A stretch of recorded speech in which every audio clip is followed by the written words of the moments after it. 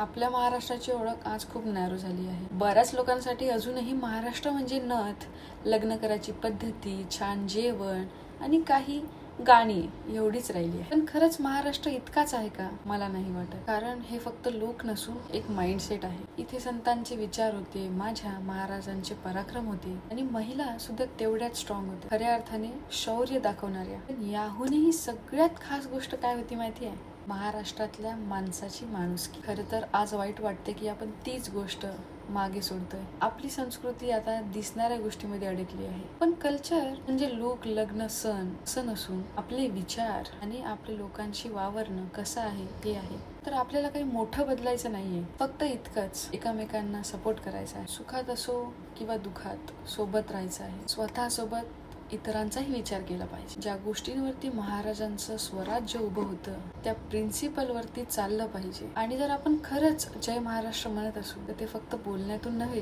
तर ते वागण्यातून दाखवायला हवं. महाराष्ट्र पुन्हा त्याच्या विचारांनी, संस्कारांनी आणि माणुसकीनी ओळखला गेला पाहिजे. जय महाराष्ट्र, जय भारत.